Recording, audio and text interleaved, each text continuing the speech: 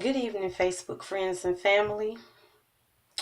It is I once more again with my series on the Boomerang Syndrome. Some of you may know what a boomerang does. When you throw a boomerang out into the atmosphere, it comes back. Now, how it comes back is another factor. If you throw it fast, it'll come back faster than you threw it. If you throw it slow, it'll come back equally as slow. But either way, how you throw the boomerang, no matter how you throw it, it'll come back. Now, the boomerang syndrome, to some, I'm going to break it down because some of us have vague variations of what a boomerang is. Now, I just gave you a mental view of a mental picture of a boomerang. It's like a V-shaped object. Some are black, some are white, some vary in color. But the most popular one that we know is a black upside down like V shape.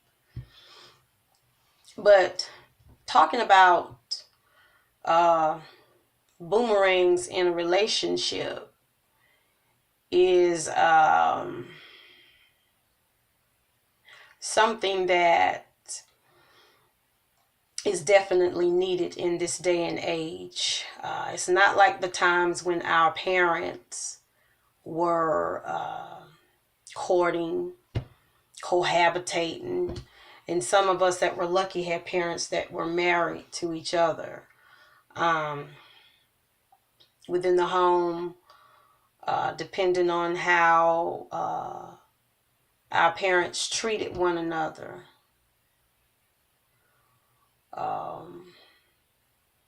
Depends on how when we're children, we see that in the home, how we grow up, how we treat our mate. My parents were not married, but my father was down the street. I had the opportunity to have both my parents near me. I lived with my mom and my sister. My daddy stayed down the street. I knew whatever I wanted, whatever I desired, I got as a child. I was never denied anything as a child. And as I got older, I vowed to God, would I have my own children, they would never want for anything, whether or not the father of my child is with me, if he's with me or if he's not with me, because sometimes, depending on the situation, the parent might live in another county, in another state, in another city, in another country. But I had, as a child, a privileged life. I'm not saying that I was rich, because we were not, but during that time it made me feel like I was, because nothing that I ever wanted from either my daddy or my mother was ever denied. I was the youngest of 5 children.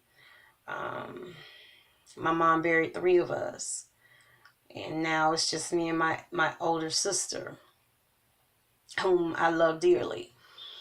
I have a brother on my father's side who lives in D.C.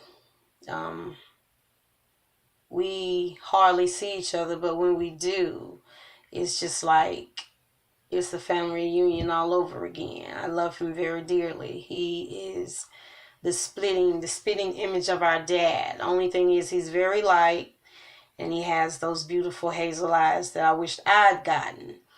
But my eyes are beautiful as well. They're dark brown with gray tint. But getting back to the boomerang syndrome in relationships, there have been times when couples have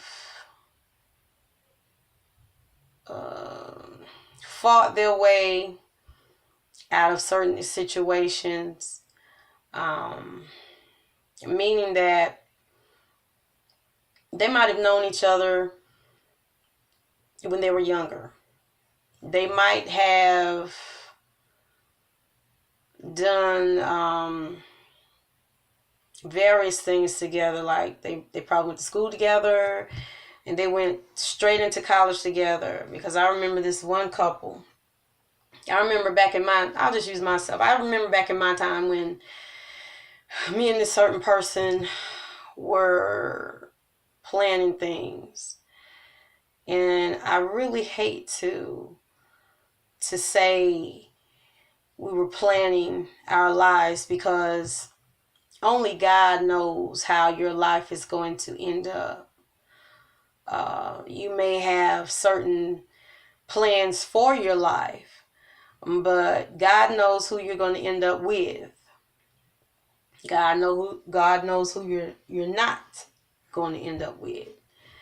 Me and this particular guy played in the sandbox together when we were small children. Our parents knew each other. His mom knew my mom. His mom and grandma knew my daddy, because my dad lives right around the corner. But when time came for us to graduate high school,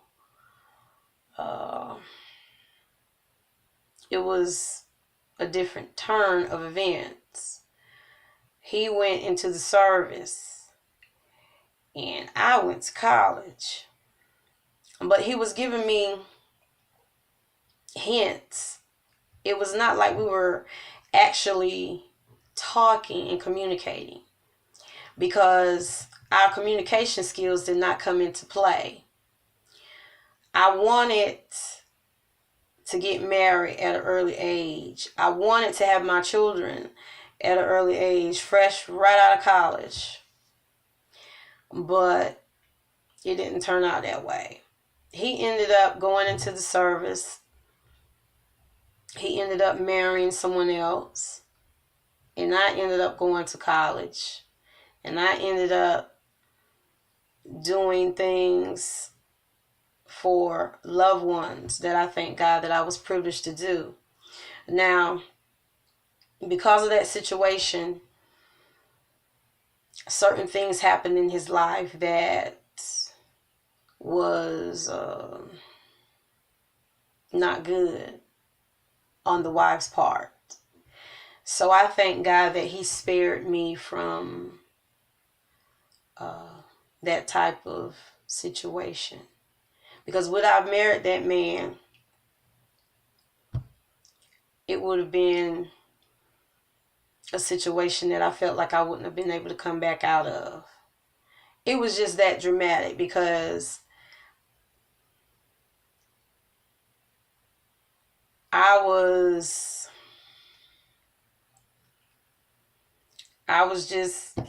thought I was in love. And there were certain things that later on that I found out that occurred between him and his others. And would I have been involved in that, I don't believe I would be here to this day. But I thank God that he spared my life and he allowed me to move on and stay still and stay strong and be able to have the type of relationships. They were not all good relationships, but it wasn't to the point where it would take me out completely. So every day, every night, I thank God for him blessing me with someone that is on the receiving end that I have now, that loves me. And I love him. He's a good man. He brings the glow out in my face. He makes me feel good in every way. But getting back to the boomerang syndrome, we have to be careful the type of things that we throw out in the atmosphere, especially when we're calling someone our mate. You may not really consider or know this or think about it, but when you're in a relationship with someone, whether you're married, whether you're dating, whether you're cohabitating, whatever the case may be, you need to be honest. You need to be truthful. And most of all, you need to be to that point where you can be able to trust each other and tell each other everything. Now, I had some family members, I hate to say it, some of me and family members. Girl, you know I'm not going to sit down and tell that woman everything. What's wrong with you? You know I'm a man. You know how we do in our family. We dominant than y'all, but y'all strong. We not going to put up with this. I said, I understand that, but when you are in a relationship with a female, you have to take into account their feelings as well. Because what if one day she finds out something that you think you hid? But she goes on and she don't even worry about it. She don't even give it another thought. But one day you look up and she's paying you back for everything that you ever said, but most of all, everything that you ever done. And then you sit down and you think, how in the world did this happen to me? It's called the stones that you throw. They always come back to you. Now, when you put out in the atmosphere negative or positive vibes or energy, it always come back. To me, it's called karma. Karma. Karma. Karma. Wherever you throw in the atmosphere, always come back to you. So you have to be careful how you treat each other. The things that you do and say. When you think you're hiding and when you think you're sneaking, you're not. Most of all, somebody somewhere is watching you. So that's why it's important to keep the relationship honest. Keep communication open, an open flow of communication. And most of all, keep it fresh. Because when you keep it fresh, you have an opportunity to build on pure, solid ground. It was years ago that I had a relative that was married. And her husband wanted her to fix him some food, which is quite natural. You know, nowadays women, you know, we work, be tired. You know, my aunt worked, her husband worked, but this particular day he took it upon himself to call her out of her name. Now, my family members, we are people that fight.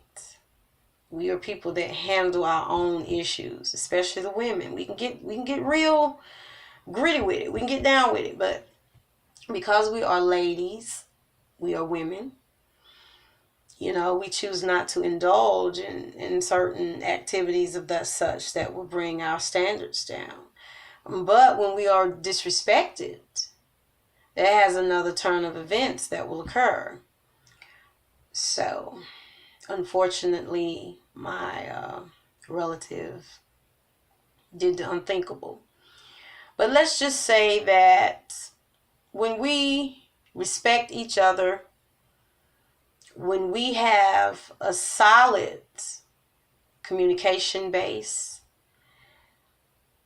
we're nothing but bound for successful things to happen. So this is part 1. Part 2 will probably be next week. But I'm signing off. Remember to love each other, love yourselves, love God, and communicate.